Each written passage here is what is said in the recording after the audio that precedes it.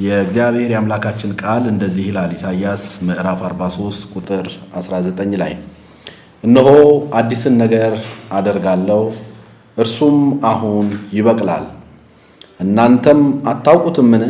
በምድረ በዳም መንገድን በበረሃም ወንዞችን አደርጋለሁ ብሎ ይናገራል። ይሄ ንግግር በጣም አስደናቂ የሆነ ተስፋን የሚሰጥ አቅም የሚሰጥ የወደቀን ልብ እንደገና የሚያነሳ ትልቅ መልእክት ነው። ብዙ አሮጌ ነገሮች ይጣላሉ፣ ይታለፋሉ። የእግዚአብሔር ቃልም እንደሚናገረው ብዙ አሮጌ ነገሮቻችንን ትተን አዲስ በሚያደርገው በአምላካችን በእግዚአብሔር ታምነን አዲስ ነገር እንጠብቅ ብሎ ነው የሚናገረው። ሰው አዲስ ነገር አደርጋለሁ ብሎ ራሱ ላይሳካለት ይችላል። እግዚአብሔር ካለ ግን አለ ነው። አሮጌ ነገሮቻችን ወድቀው ነገሮቻችን ሁሉ የሚታደሱበት እድል በእግዚአብሔር እጅ ላይ አሉ። እንኳን ለ2019 ዓመተ ምህረት አዲስ ዓመት በሰላም አደረሰን አደረሳችሁ እያልኩኝ መላው የኢትዮጵያ ወንጌላውያን አብያተ ክርስቲያናት አባል ቤተ እምነቶች፣ ተባባሪ አባላት፣ አጋር አባላት፣ ቤተሰቦች ሁሉ ያለፈውን 2018 ዓመተ ምህረትን በድል እንድትጨርሱ እግዚአብሔር ስለረዳችሁ እግዚአብሔርን እያመሰገንን እንዲሁም ደግሞ መጪውን አዲስ ዓመት በጋራ ለመቀበል ዋዜማው ላይ ስለምንገኝ ከወዲሁ እናንተንና የእናንተ የሆነውን ነገር ሁሉ ለጠበቀው ለአምላካችን ለእግዚአብሔር ክብር እየሰጠን ሁላችሁንም እንኳን አደረሳችሁ እንላለን። እግዚአብሔር አምላክ ታማኝ አምላክ ስለሆነ አደርጋለሁ ካለ የሚያደርግ ስለሆነ አዲስን ነገር አደርጋለሁ እያለ በቃሉ ስላጽናናን በ2019 ዓመተ ምህረት እንደ ኢትዮጵያ ወንጌላውያን አብያተ ክርስቲያናት ህብረት ለቅዱሳን ለቤተ ክርስቲያን ለአገልግሎታችሁና ለቤታችሁ ለጤንነታችሁ እግዚአብሔር አዲስን ነገር እያደረገ በቤቱ እንድታመሰግኑ እንድትዘምሩ በቤቱ እንድትመላለሱ እግዚአብሔር እንዲረዳችሁ ጸሎታችን ነው። ደግሞም የተናገረውን ያደርጋል። እግዚአብሔር በእያንዳንዳችሁ ህይወት መልካም ያደርጋል። ይህንን አዲስ ዓመት ታሳቢ በማድረግ የኢትዮጵያ ወንጌላውያን አብያተ ክርስቲያናት ህብረት እንደ ቀድሞ ሁሉ የአዲስ ዓመትን መቀበያ በዓል በአዲስ አበባ ስቴዲየም ያካሂዳል። ለዛም ደግሞ በቂ ዝግጅት አድርጓል። የአዲስ አበባ ስቴዲየም ላይ በአመት 2-3 ጊዜ የምናከናውናቸው በዓላት አሉን። የልደት በዓል፣ የትንሣኤ በዓልና የአዲስ ዓመት በዓል።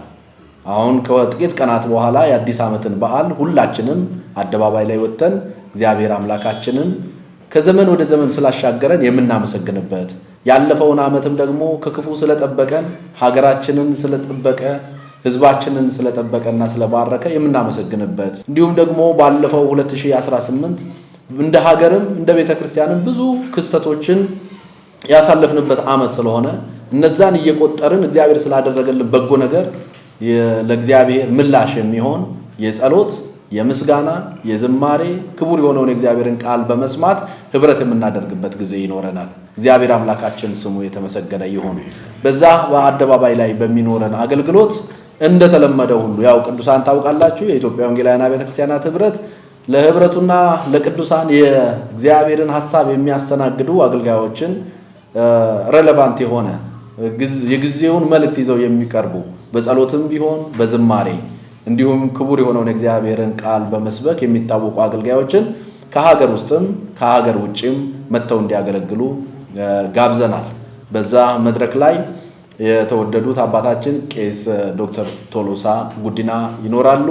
እንደዚሁም ደግሞ ወንድማችን ፓስተር ስለሺ ክንፎ ያገለግለናል። የተወደዱ ዘማሪዎች ዛሬ አሁን እዚህ መጥቀስ የማንችላቸው እንደ ዘማሪ ፓስተር ዳንኤል አምደ ሚካኤል በኢትዮጵያ ቤተክርስቲያን ትልቅ ስፍራ ያላቸውና እግዚአብሔር የረዳቸው አገልጋዮች በዝማሬ ያገለግሉናል።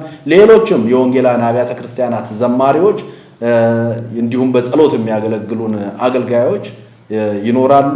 ሁላችሁም በአደባባይ ከማለዳው 12 ሰዓት ጀምሮ በአንድ ላይ ተገኝተን ጌታን እንድናከብር በዚህ በአዲስ ዓመት አዲስ ነገር ያደርግልናል በሚል ሞቶ ወይም አዋጅ በእግዚአብሔር ፊት እንድንቆም ጥሪ እናቀርባለን። እግዚአብሔር አምላክ ይባርካችሁ።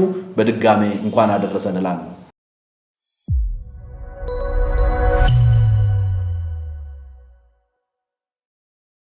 በድጋሚ 2019 ዓመተ ምህረት በሰላም አደረሳችሁ፣ በሰላም አደረሰን። እንግዲህ ህብረቱ በአመት 3 ጊዜ ከሚያካሂዳቸው የአደባባይ መርሃ ግብሮች መካከል በአመቱ የመጀመሪያ የሆነውን የዘመን መለወጫ በዓል እናከብራለን። ከዚያ በፊት ግን ከበዓሉ በፊት የሚደረጉ ነገሮችን አንዳንድ ነገሮች ባሳስብ ደስ ይለኛል። በከተማችን እንደሚታወቀው በተለይ አምስቱን የጳጉሜ ቀናት አብያተ ክርስቲያናት ለወንጌል ስርጭት የሚወጡበት ጊዜ ነው። የጸሎት ጊዜ የሚያደርጉበት፣ የተለያዩ መርሃ ግብሮች የሚካሄዱበት ጊዜ ነው። የመስከረም አንዱን መርሃ ግብራችን አንዱ ውጤታማ ከሚያደርግን መካከል የወንጌል ስርጭት አገልግሎቶች ናቸው። ስለዚህ በመላው ከተማ የምትገኙ ቅዱሳን አብያተ ክርስቲያናት በተለይ ደግሞ የወንጌል ስርጭት አገልግሎት ላይ ጥሪ ያላችሁ፣ በዚህ አገልግሎት እግዚአብሔርን የምታገለግሉ፣ ቤተክርስቲያን የምትደግፉ በሙሉ በከተማው የወንጌል ስርጭት በማካሄድ አዳዲስ ሰዎች በአዲስ አበባ ስቴዲየም ተገኝተው ጌታን እንዲቀበሉ ጥሪ እንድታደርጉ፣ የወንጌል ስርጭት እንድታካሂዱ፣ በከተማው የወንጌልን አዋጅ እንድታውጁ አደራ ማለት ወዳለሁ ነው። እንደምታውቁት በተደጋጋሚ በአዲስ አበባ ስቴዲየም እና በመስቀል አደባባይ ባዘጋጀናቸው መርሃ ግብሮች ብዙ ሰዎች ራሳቸውን ለጌታ ይሰጣሉ። የዚያ ውጤት ከዚያ በፊት የሚካሄዱ ወንጌል ስርጭቶች ናቸው። የኢትዮጵያ ወንጌላውያን ቤተ ክርስቲያናት ህብረት ባሉት የከተማ መዋቅሮች ውስጥ ያሉ የህብረቱ ዞኖች፣ አደረጃጀቶች የወንጌል ስርጭት ስለሚያካሂዱ አጥቢያዎች፣ ሚኒስትሪዎች ከነሱ ጋር ከጎናቸው በመቆም በከተማው ላይ የወንጌል ስርጭት በማካሄድ የክርስቶስን አዳኝነት እንድታውጁ፣ ሰዎች ወደዚያ እንዲመጡም እንድታደርጉ አደራላለሁ። ሁለተኛው ማሳሰቢያችን ብዙ አጥቢያዎች አሁን እንቅስቃሴ ላይ ናቸው ያሉት አውቶቡስ በአጥቢያ ደረጃ እየተከራዩ ለመምጣት፣ ይህንን ልናደፋፍራችሁ እንወዳለን። ትራንስፖርት ቅዱሳን እንዳይቸገሩ አውቶቡስ በአጥቢያ ደረጃ በአካባቢ ደረጃ እየተከራያችሁ በጋራ ሆነን አዲሱን ዓመት ለጌታ አሳልፈን እንድንሰጥ አደራ ማለት ወዳለሁ። ሌሎች መልእክቶች ወንድሞቼ ያስተላልፋሉ። ማንም ሰው ግን ይሄንን አዲስ ዓመት በቤቱ ባያሳልፍ በተቻለ መጠን ሁላችንም ወደ አዲስ አበባ ስቴዲየም በመምጣት እነዚያ የተወደዱ አገልጋዮች የሚያስተላልፉትን መልእክት በመስማት በዝማሬ አብሮ በመሆን ህብረት በማድረግ አዳዲስ ሰዎችን ወደ አዲስ አበባ ስቴዲየም በማምጣት በጋራ እግዚአብሔርን እንድናመልክ ጥሪ ማስተላለፍ ወዳለሁ። ጌታ ይባርካችሁ።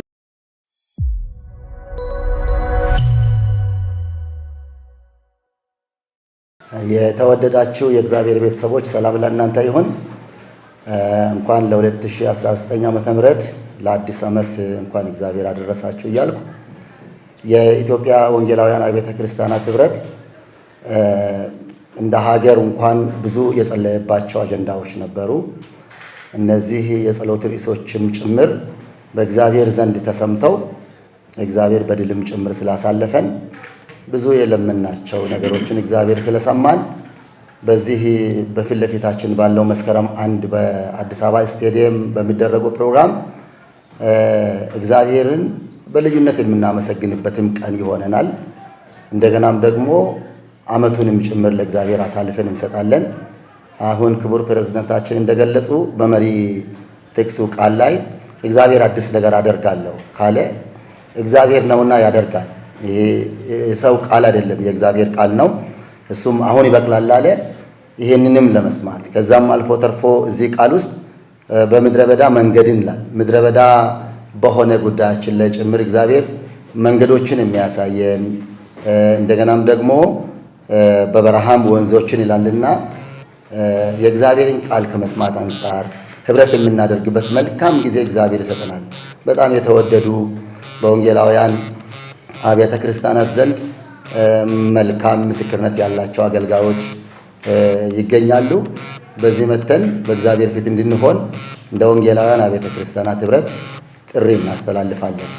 በተጨማሪም መቼም አብረን ስንሆን በእግዚአብሔር ቃል ላይ ወንድሞች በህብረት ቢቀመጡ መልካም ነው ይላል። በዛም ስፍራ እግዚአብሔር ህይወትንም በረከትንም እንዳዘዘ ይናገራልና ህብረት በጣም ወሳኝ ነገር ነው። በዚህ ስፍራ መተን ሁላችንም ማንም ሰው ጤነኛ ሆኖ ቤት እንዳይቀር እናበረታታለን። መንቀሳቀስ እየቻላችሁ ቤታችሁ እንዳትቀሩ በአደባባይ በጋራ ህብረት እንድናደርግና እግዚአብሔር እንድናመሰግን ዓመቱንም ጭምር ለእግዚአብሔር አሳልፈን እንድንሰጥ በዚህ ፕሮግራም ላይ ሁላችንም እንድንገኝ ጥሪ እናስተላልፋለን። እግዚአብሔር ይባርካችሁ። መልካም አዲስ ዓመት ይሁንላችሁ።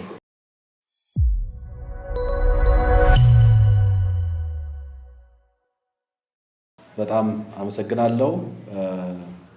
2019 ዓመተ ምህረትን ስንቀበል እንደ ህዝብ እንደ አብያተ ክርስቲያናት በጋራ ዓመቱን የምናስጀምርበት በዓል ስለሚሆን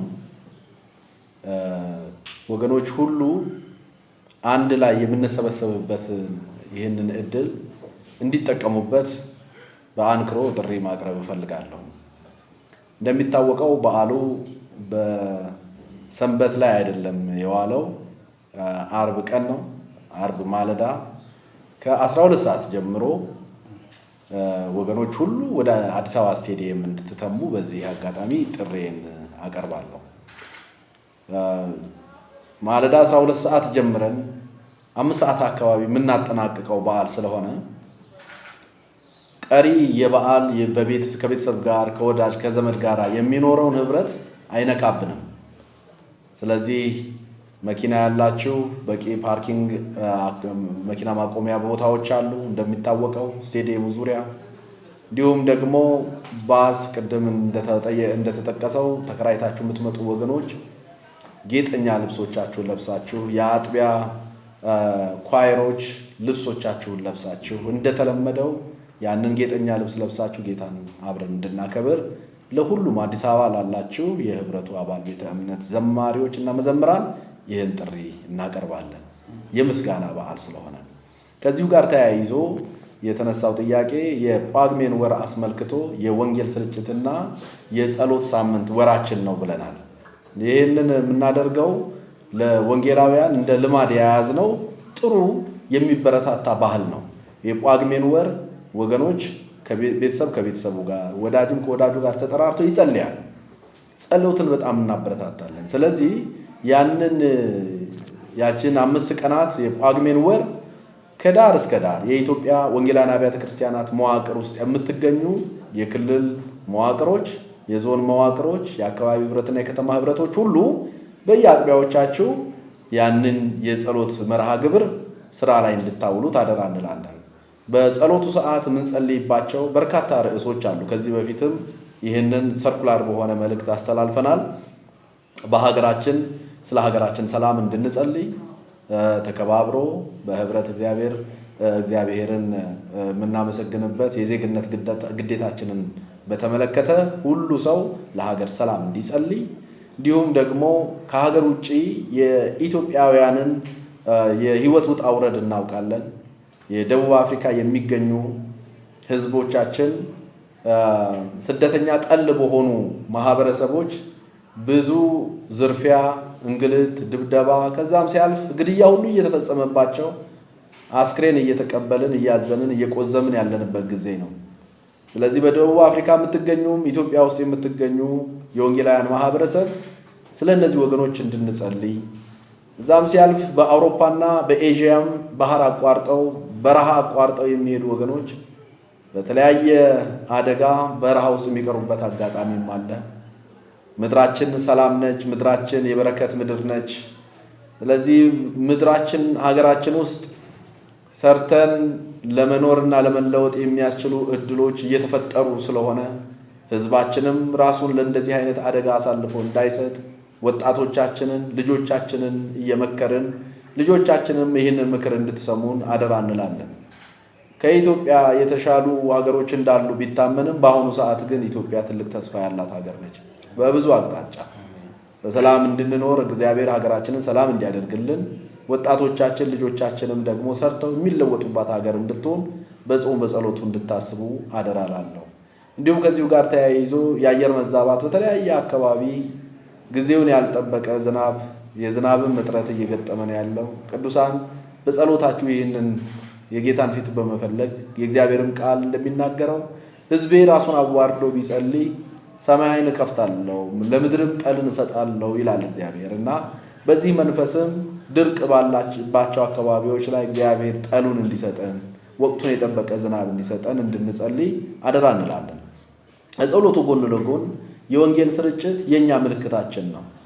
የወንጌልን ያልሰሙ ሰዎች እንዲሰሙ፣ የደከሙ እንዲበረታቱ፣ እንደዚሁም ደግሞ በየትኛውም ቤተክርስቲያን ውስጥ ያልተያዙ በቤታቸው የሚቆዝሙ ብዙ ወገኖች አሉ። እነሱንም አበረታታችሁ ወደ ስቴዲየም ብታመጧቸውና የህይወት ለውጥ እንዲሆንላቸው የደከሙትንም እንድታበረቱ ወንጌል ያልሰሙትንም እንዲሰሙ የወንጌል ስርጭት እንዲካሄድ በየዞኑ ቅድም በምን አቅጣጫ ነው ይህንን ወንጌል ስርጭት የምናካሄደው? እኛ የወንጌላውያን ማህበረሰብ በጨዋነት ወንጌል መስማት ለሚገባው ማህበረሰብ እንዴት ማሰማት እንዳለብን የምናውቅ ነን። ስለዚህ የሰውን ስብዕና ሳንነካ፣ ሰብአዊ መብቱን ሳንጋፋ፣ የሚሄድበትን መንገድ ሳንጋፋ፣ አደባባዮችን ሳንጋፋ፣ ነገር ግን ወንጌል ሊሰሙ በሚችሉበት እድል ሁሉ ሰዎች ወንጌልን እንዲሰሙ ጌታ ኢየሱስ ክርስቶስ ለኃጢአታችን ስርየት ነፍሱን የሰጠ ጌታ ስለሆነ እሱን በማመን በሚገኝ የዘላለም ሕይወት በሕይወት መዝገብ ላይ ስማቸው ተጽፎ የእግዚአብሔር መንግሥት ወራሽ እንዲሆኑ ወንጌል ላልሰሙት እናሰማ። ተጨማሪ ማሳሰቢያ 2 ማሳሰቢያዎችን በድጋሜ ልናገር። በአዲስ አበባ ከተማ የምትገኙ የህብረቱ አባል ቤተ እምነት አጥቢያዎች ሁሉ ለመዘምራን አገልግሎት ክፍል ይህንን አደራ ማሳሰቢያ ስጡልን። ለመዘምራን በቂ ቦታና መግቢያ የተመቻቸ ስለሆነ የኳየር ልብሳቸውን ለብሰው ከየአጥቢያዎቻቸው በጌጠኛ ልብሳቸው ተሸልመው እንዲመጡ አደራ ማለት እንፈልጋለን። ለነሱ የስፍራ አለ፣ የሚያገለግሉበት ስፍራ አለ፣ የመግቢያም እድሉ ተመቻችቷል። ይህንን በተቻለ በአዲስ አበባ ክልል የምትገኙ የዞን መሪዎች በዞናቸው ውስጥ የሚገኙት አጥቢያዎች ይህንን እንዲያደርጉልን። ቀኑ አርብ ስለሆነ በአብዛኛው አይድል የምንሆንበት ቤታችን በበዓል ምክንያት የምንቀመጥበት ቀን ስለሆነ ሁላችንም በጋራ በጌጠኛ ልብሳችን አምረን አደባባይ ወጥተን ጌታን እንድናመሰግን ይህንን አጥብቄ አደራ ማለት እፈልጋለሁ። ሌላው በሚዲያ የሚተላለፍበት መንገድ ይኖራል ወይ የሚል ጥያቄ ቀርቧል። እንደሚታወቀው የኢትዮጵያ ወንጌላውያን አብያተ ክርስቲያናት ህብረት ኢሲኤፍኢ ሚዲያ የሚል የሚዲያ ፕሮግራም እየጀመረ ነው ያለው።